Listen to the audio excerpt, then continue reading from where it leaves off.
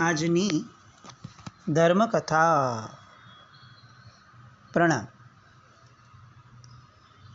પૂર્વાપર સંબંધોની કથાઓ, જેમાં કેટલાક એવા આત્માઓ કે જે આત્માઓના વર્તમાન જીવન એટલે કે એમનું જીવન આપણને ખ્યાલમાં છે, એ જીવનની પૂર્વ ભૂમિકા સ્વરૂપે એમના પૂર્વભવને જોવાના કારણે આપણે એમના વર્તમાન જીવનના કેટલાક પ્રસંગોને કોરિલેટ કરી શકીએ. એ આશયપૂર્વકથી આપણી સમજણ વધુ ઊંડી બને, કર્મ વિજ્ઞાનને આપણે વધુ સમજી શકીએ અથવા એની પર શ્રદ્ધા કરી શકીએ, એને આપણા જીવનમાં અપ્લાય કરી શકીએ, એ આશયથી શરૂ કરેલી આપણી આ કથાઓ. આજે સુદ પાંચમ છે. પાંચમના દિવસે સામાન્યપણે તિથિ છે, જ્ઞાનની આરાધના આપણે કરતા હોઈએ છીએ. આજે એક એવા આત્માની વાત કરીએ કે જે આત્માને કેવળ જ્ઞાન એવી રીતે થયું કે જે રીત લગભગ આપણને બધાને ખબર છે, પણ એના પૂર્વભવોની વાતો એના દ્વારા આપણે સમજી શકીએ કે કેવળ જ્ઞાન પામવા માટેની માસ્ટર કી શું હોય છે, એની પૂર્વ ભૂમિકા શું હોય છે.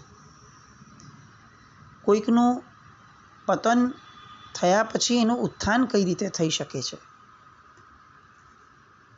એ બધી વાતો જેમનામાં છે, જેમના ચરિત્રમાં નાનું ચરિત્ર છે, પણ એમના ચરિત્ર દ્વારા આપણે એ વાતને સમજવાનો પ્રયત્ન કરવાનો છે. આપણે ચરિત્ર લેવું છે કુરગડુ મુનિ તરીકે આપણે જેમને ઓળખીએ છીએ તે. આપણને બધાને કુરગડુ મુનિની વાત ખ્યાલમાં છે. આપણે ધર્મકથામાં પણ શરૂઆતના સ્તરોમાં લીધેલી છે. એક અત્યંત સંવેદનશીલ ચરિત્ર કહી શકાય એવું, કે જેમાં આપણને સ્પષ્ટ વિધક જ્ઞાન મળે છે કે કેવળ જ્ઞાન માટે વિદ્વત્તા, કેવળ જ્ઞાન માટે તપશ્ચર્યાની મોટી મોટી હેલીઓ,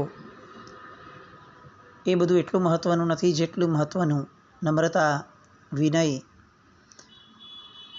આદિ ગુણો છે. કુરગડુ મુનિનો ભવ તો આપણે જોયો છે, પણ આ પૂર્વે એમના જે પૂર્વભવોની કથા આવે છે, એ કથાઓને કેટલીક સરસ સંવેદવા જેવી છે. વાત શરૂ થાય છે પૂર્વથી ચોથા ભવથી. એમનો કુરગડુ મુનિનો જે ભવ છે એનાથી પૂર્વનો ચોથો ભવ, ત્યાંથી એમની વાતની શરૂઆત થાય છે. એમના આત્માએ એક આચાર્ય ભગવંત પાસે સંયમ ગ્રહણ કર્યું. ગુરુ ભગવંત સાથે તેઓ બધા વિશાલા નગરીમાં પધાર્યા અને આ મહાત્માએ માસક ક્ષમણનો ભીષ્મ તપ આદર્યો. તપની શક્તિ તો સરસ હતી એટલે તપ થઈ ગયો, પણ આ તપની અંદરમાં તપને યોગ્ય વૃત્તિઓ, તપને યોગ્ય પરિણતિઓ એ ઘડવાનો પ્રયત્ન વિશેષ ન કર્યો. અંદરમાં ક્રોધની વૃત્તિ કેટલીક વધારે હતી, આવેશ આવી જતો હતો. કોઈની ઉપર આવેશ આવી જાય પછી બહુ વહેલી તકે એને ક્ષમા કરી શકે એવી ઉદારતા પણ ઓછી. આપણને ઘણીવાર એવો વિચાર આવે કે માણસ છેક ચારિત્ર જીવનના સ્તર સુધી પહોંચે. ચારિત્ર જીવન એટલે કે સંસાર આખો બાહ્ય બધા જ અનુકૂળતાઓના ત્યાગપૂર્વકના જીવનનો સ્વીકાર કરવો, એ અંદરમાં કેટલી મોટી ત્યાગની ધારા ઊભી થાય પછી જ થઈ શકે. નહીં તો માણસને એક નાનકડી વસ્તુ છોડવી હોય તો એ કેટલી ચિંતા થાય કે હું આ છોડીશ તો મારું શું થશે. જ્યારે કોઈ આત્મા સંયમ લે છે ત્યારે એને કેટલી બધી અંદરમાં એક સમર્પિતતા, સ્વીકાર ભાવ, સ્વાધીનતા, આ બધી ધારાઓ કેટલી બધી પ્રબળ બનતી હશે ત્યારે સંયમ લઈ શકતા હશે. કારણ કે એને બધું જ છોડવાનું છે અને છતાં પણ એક અણધાર્યા અને જ્યાં કોઈ સર્ટેનિટી નથી એવા માર્ગ ઉપર એને સંચરવાનું છે, અને છતાં પણ એ સ્વીકારે છે. આટલો મોટો ત્યાગ ઊભો કરનાર હૃદયમાં એવું વ્યક્તિ પણ કોકના પ્રત્યેના આવેશનો ત્યાગ ન કરી શકે, એવું બની શકે. શાસ્ત્રના આવા પૂર્વના અઢળક દ્રષ્ટાંતો. એમના માટે કોઈ અસદભાવ ઊભો કરવો અથવા ચારિત્ર્યની વિરાધના માટે આ વાત કરવી, એ અપેક્ષા તો આપણે પરમાત્માના શાસનમાં જન્મ્યા છીએ એટલે આપણા કોઈના બોટમમાં પણ હશે એ શક્યતા નથી. પણ વસ્તુ જે હકીકત છે એ સત્યને સત્ય રૂપે સ્વીકારવા અને સમજવા માટેની આ વાત. પોતાના આવેશનો ત્યાગ ન કરી શક્યા, માસક ક્ષમણનો ત્યાગ કર્યો, એટલે ભોજનનો ત્યાગ કર્યો 30 દિવસ સુધી. માસક ક્ષમણનો તપ આદર્યો. થયું એવું કે પારણાનો દિવસ આવ્યો. ગોચરી માટે જવાની ગુરુની આજ્ઞા મળી. એક બાળ સાધુને સંઘાટક બનાવી અને મહાત્મા ગોચરી માટે ચર્યા કરવા નીકળ્યા. પોતાના માસક ક્ષમણનું પારણું છે અને પોતે ભોરવા જાય છે. આ તપશ્ચર્યાની ધારાને આપણે સમજી શકીએ. કેવી ધારા હશે? ગુરુએ પણ મોકલ્યા. એનો અર્થ એવો સમજવો કે અનેક આત્માઓને માસક ક્ષમણ હશે, અનેક ગુરુ ભગવંતોને. તો એમાંના આ મહાત્મા એ કદાચ શારીરિક રીતે થોડા વધુ સક્ષમ હશે એટલે બીજાની ભક્તિ કરવા માટે ગુરુએ પોતાનું એમનું પારણું હોવા છતાં ગુરુ ભગવંતે એમને પારણા માટે જવાની, ભોરવા માટે જવાની આજ્ઞા કરી હશે. એટલે શારીરિક ક્ષમતાઓ ઉપર કેટલો બધો વિશ્વાસ એમના આચાર્ય ભગવંતને પણ હશે. આવી શારીરિક ક્ષમતા. ગોચરી ચર્યાએ નીકળ્યા. ચોમાસાનો સમય હતો એટલે ઠેર ઠેર પાણીના ખાબોચિયા ભરાયેલા હતા. ગામડું ગામ હશે એટલે પાણીના ખાબોચિયાની અંદરમાં દેડકાઓની ઉત્પત્તિ, સમુરછીમ, એ સામાન્ય રીતે તરત થઈ જાય. અને એમાંથી એક કોઈ દેડકી એ સૂકા રસ્તા ઉપર આવી ચડી. પાણીમાં તો પગ ન મૂકીએ એ ઉપયોગ તો ચોક્કસપણે રહેવાનો જ, પણ સૂકો રસ્તો હતો અને ક્યાંક પગ મૂકવામાં થોડા ગાફેલ રહ્યા. માસક ક્ષમણનો તપ હતો, એનું પારણું હતું. કેટલીક શારીરિક ક્ષમતાઓ કરતાં પણ માનસિક ક્ષમતાઓ હોય. પારણા માટેની બેક ઓફ માઇન્ડ કેટલીક એક ધારા ચાલતી હોય. આપણે બધા અનુભવમાં છીએ એટલે એનું વિશેષ વિવેચન ન હોય.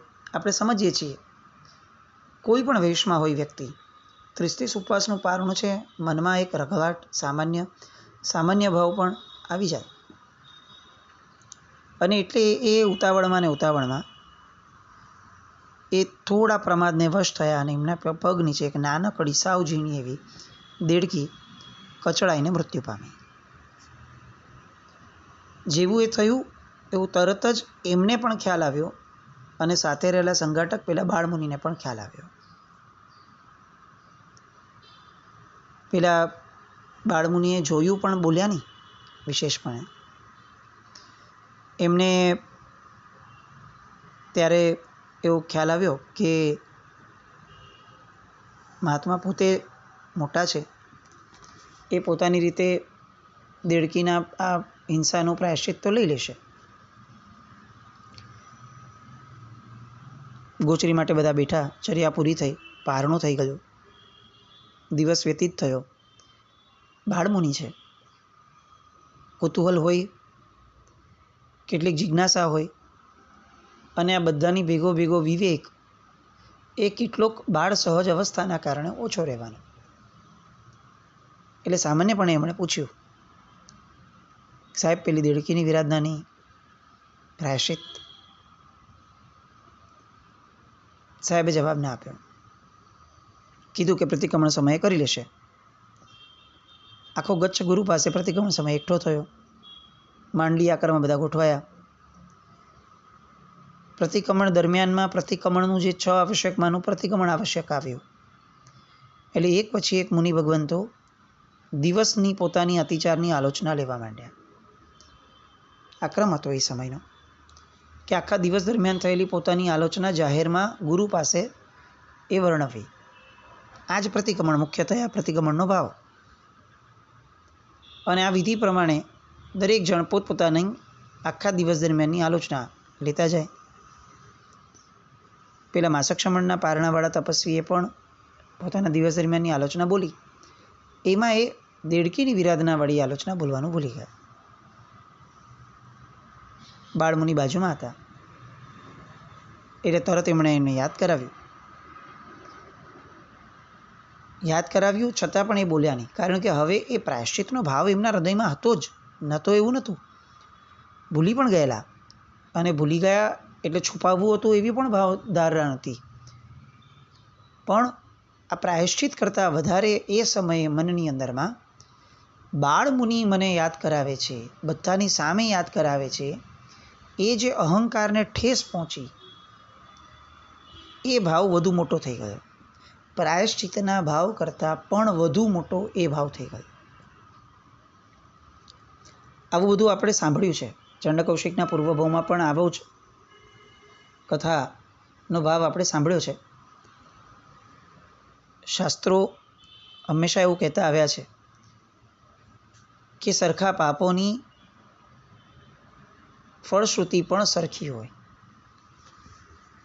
આ ઘટનાના આધારે આપણે એક વસ્તુ એ પણ સમજી શકીએ છીએ કે જે ચંડકૌશિકના ભવોની કથા સાંભળીએ છીએ એ પ્રમાણે પણ આ કથા આગળ વધવાની. એના આધારે આપણે સમજી શકીએ છીએ કે સરખે સરખા પાપો જ્યારે થતા હશે ત્યારે કથાઓ, એમની ગતિઓ એ પણ સરખે સરખી આગળ વધતી હશે. પેલા મુનિએ એક વાર, બે વાર, અને આમના મનમાં આક્રોશ જાગ્યો. એક બાળક થઈને બધાની વચ્ચે મને બેઇજ્જત કરે છે. હું માસક ક્ષમણનો તપસ્વી છું, એને ખબર નથી પડતી? 30 ઉપવાસ મેં કર્યા છે. લોકોની મારા માટેની માન્યતા કેવી પ્રબળ હોય, કેવો અહોભાવ લોકોને મારા માટે ઊભો થયો હોય. એવા સમયે એક દેડકીની હિંસા માટેની વાતને આટલી જાહેરમાં કરવા માટેની હિંમત આ મારા સાહેબ કેવી રીતે કરી શકે? મારી પ્રતિષ્ઠાનું શું? લોકોના મનમાં મારા માટેના ભાવનું શું? આ વિચારોની તમા ચડી. એક દેડકીની હિંસા થઈ છે, એનું દુઃખ એમના હૃદયમાં નહીં હોય એવી આપણે કલ્પના ન કરી શકીએ. સાધુ છે. અહીંયા વિચારવાની વાત આ છે. એ મહાત્માની વાત કરતાં પણ મુખ્ય મુદ્દો આપણી પોતાની વિચારધારાનો અત્યારે છે કે આપણા મનમાં પણ આવું નથી થઈ જતું. મુખ્ય શું છે આ ઘટનામાં? હિંસાનો પશ્ચાતાપ. એવી હિંસા કે જે એમનો આચાર ન હતો, એમનાથી થઈ ગયેલી, વિરાધ ન થયેલી. પશ્ચાતાપ થવો જ જોઈએ, સિમ્પલી. અને કદાચ એ પોતે ભૂલી ગયા છે અને કોઈકે યાદ કરાવ્યું છે, તો આ વાતને પણ એટલી જ સિમ્પ્લિસિટી સાથે લઈ લેવી જોઈતી હતી.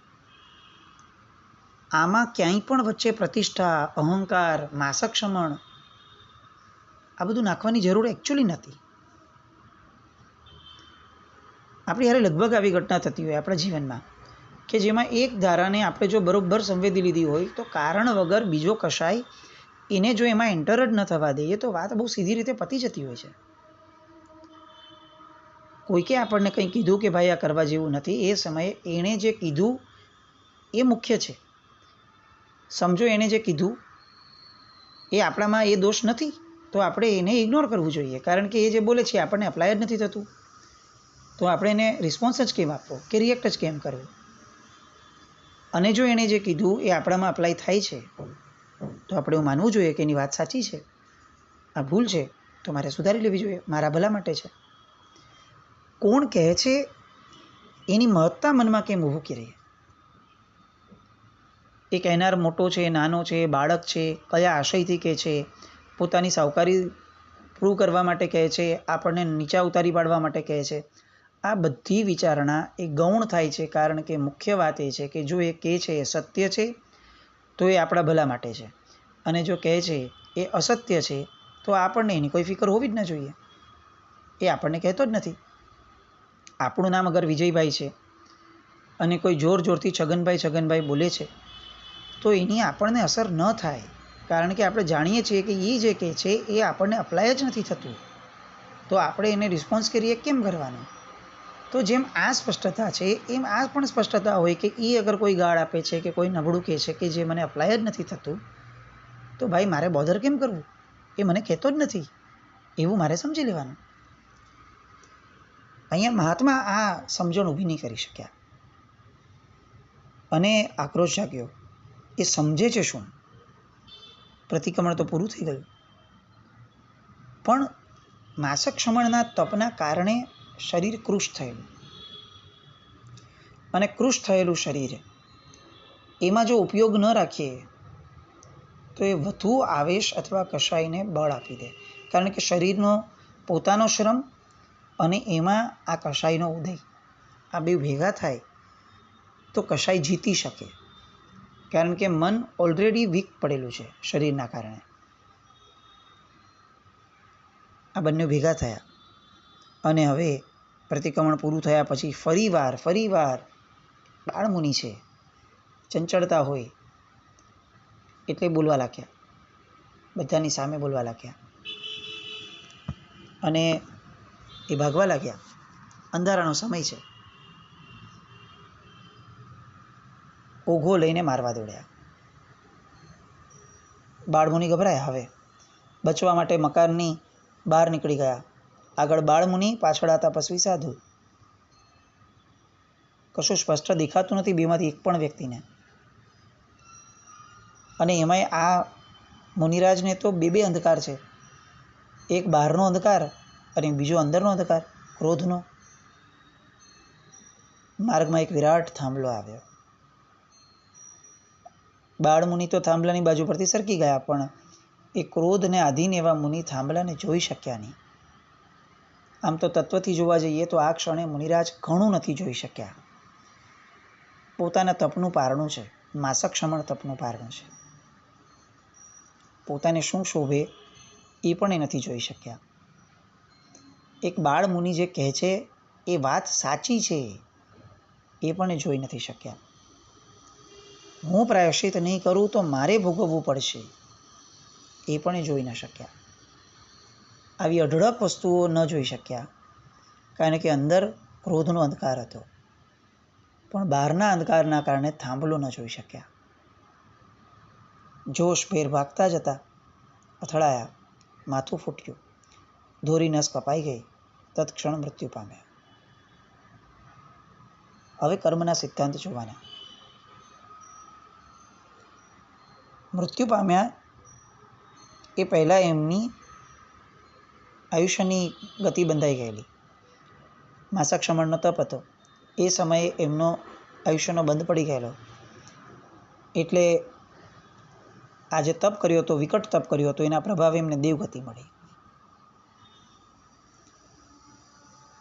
દેવગતિમાં બેસિકલી અગર સંયમ જીવનની અંદરમાં દેવગતિ થાય છે તો વૈમાનિક દેવલોક મળવું જોઈતું હતું. પણ આ કશાયનો આવેગ, કશાય આજે થયો, પણ કશાયનું મૂળ તો એ સમયે પણ ચિત્તમાં પડ્યું હશે. એના કારણે શું થયું હતું કે એમને જ્યોતિષ નિકાયના દેવ તરીકે ઉત્પન્ન થવું પડ્યું. સામાન્ય રીતે સાધુ અને તપસ્વી સાધુ આ બંનેમાં આ ગતિ અપ્લાય જ નથી થતી. એ પોતાના સંયમ જીવનની જાગૃતિમાં કાળ કરે, આયુષ્યનો બંધ પામે તો ચોક્કસપણે વૈમાનિક દેવલોકમાં જ જાય. આપણા માટે આ બધું બહુ સામાન્ય છે કે ભાઈ દેવલોકમાં ગયા, ઇન શોર્ટ એટલું બોલો ને, પણ એવું નથી. મનુષ્ય તરીકે કોઈ માણસ જન્મ લે અને કરોડપતિના ઘરે જન્મે અને ગરીબના ઘરે જન્મે, એનો ભેદ એને જીવનભર અનુભવમાં તો આવવાનો જ છે. એ જેમ તરતમતા છે એવી તરતમતા દેવલોકમાં પણ છે જ. અને અંદરમાં રહેલા આ કશાયના ભાવના કારણે એમને જ્યોતિષ નિકાયમાં જન્મ મળ્યો. દેવ તરીકેનો ભાવ, જ્યોતિષ નિકાયના દેવને અનુરૂપ જ ભાવો થયા. જે શુભતાઓ વૈમાનિક દેવલોકની અંદરમાં પ્રગટવી જોઈતી હતી, જે પવિત્રતા, કેટલેક અંશે વૈમાનિક દેવલોકની અંદરમાં એમની આગળ જે શક્યતાઓ હતી, એ શક્યતાઓ જ્યોતિષ નિકાયના દેવમાં જન્મવાના કારણે ઓછી થઈ અને એ પ્રમાણેનો ભાવ ગયો. એ દેવભાવ પૂર્ણ થયો અને ચ્યવન પામવાનું થયું. હવે ચ્યવન પામ્યા. હવે મજાની વાત જુઓ, જે પુણ્યના આધારે એમનો આયુષ્યનો બંધ થયો હતો, સંયમ જીવનનું પુણ્ય, એ પુણ્ય દેવલોકમાં ભોગવીને પૂરું કરી નાખ્યું. હવે દેવના ભાવની અંદરમાં વિશેષ નવું એવું કોઈ સુકૃત બાંધ્યું જ નહીં.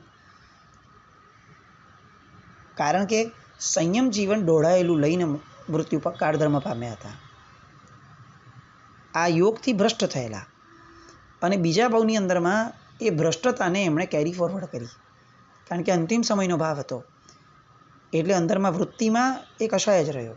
કષાયના કારણે જ્યોતિષ નિકાયના દેવલોકના ભાવની અંદરમાં એ નવું કંઈ વિશેષ સુકૃત જ ન કરી શક્યા. બસ એ રાચી માચીને જે પાપો કરવાના હતા દેવલોકના સુખને અનુભવવાના એ કર્યા. પુણ્ય ખલાસ, નિર્ધન થઈ ગયા પુણ્યની બાબતમાં. હવે મનુષ્ય ભવ પામવા માટેનું પુણ્ય તો હતું નહીં, બધું ખર્ચાઈ ગયું. અને પેલો ક્રોધનો ભાવ જે લઈને મર્યા હતા એ હજી ઊભો હતો. એટલે થયું શું? કર્મના કેલ્ક્યુલેશન કેવી રીતે થયા? પુણ્ય ખતમ થયું એટલે મનુષ્ય ભવ મળવાનું દુર્લભ થઈ ગયું. અને હવે કષાયનો આવેગ ઊભો છે એટલે કષાયને અનુરૂપ એવી ગતિમાં જન્મ લેવો પડે જે ગતિ હતી સર્પ તરીકેની. એક દ્રષ્ટિવિશ સર્પ તરીકે ઉત્પન્ન થયા. શું આપણને ભવાંતરમાં દેવલોક મેળવવાની ઈચ્છા થાય?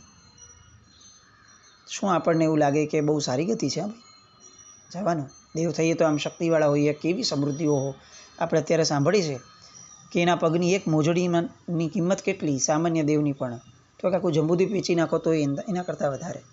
અને આપણને એમ થાય કે હારું અત્યારે અંબાણી, અદાણી અને આવા બધા ધન કુબેરોની ઈર્ષ્યા કરવાવાળા આપણે, આવી વૃત્તિને લેશિયાઓમાં જીવવાવાળા આપણે તો આવી લેશિયાઓમાં આયુષ્યનો બંધ કરશું તો પુણ્ય ભેગું હશે તો કદાચ પહોંચી જશું આ ધન કુબેરો કરતાં પણ વધારે ધન જ્યાં છે ત્યાં. પણ પછીનો ભવ શું?